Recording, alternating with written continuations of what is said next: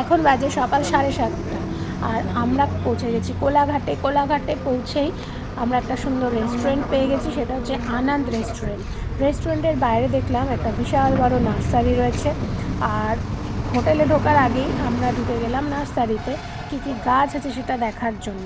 সকালবেলা উঠেই চোখের সামনে এত সবুজ দেখে মনটা সত্যিই ভালো হয়ে গেল। আনন্দ রেস্টুরেন্টে এখানে এসে আমরা সাউথ ইন্ডিয়ান ডিশ অর্ডার করেছি, ব্রেকফাস্ট ধোসা। কেউ কেউ মশালা ধোসা, কেউ কেউ প্লেন ধোসা, আর আমি অর্ডার করেছি আলু পরাঠা। কারণ সাউথ ইন্ডিয়ান ধোসা ইডলি খেতে খেতে 10 বছর ধরে মুখ একেবারে পচে গেছে, এই জন্যে বাংলার আলু পরাঠাটা ট্রাই করবো।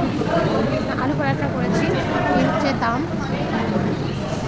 এমনি ভালো রেস্টুরেন্টটা, বেশ। কী কী অর্ডার করেছিস রে? মশালা ধোসা। কটা মশালা ধোসা হয়েছে? তুই কী করছিস? তিনটেতে সবার হয়ে যাবে? আর ওরা? আচ্ছা, এরা প্লেন ধোসা। তার মানে আমি একা আলু পরাঠা খাবো? ভালো না নাকি? তোরা কেউ সাহস করছিস না খেতে? আর সুদীপ ছোট জল খেয়ে আছে। ভালো না?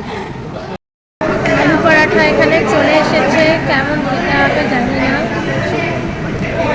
খেয়ে দেখতে হবে।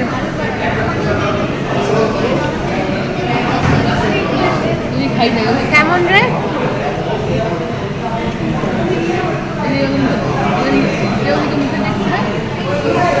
এবারে সব কটা ছো মারছে আলু পরোটার উপর। নিজেরা ধোসা কিন্তু ইয়ে করেছে,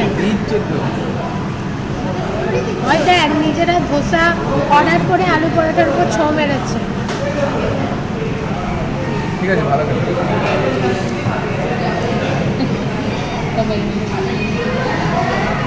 খানা চলেছে, খানা।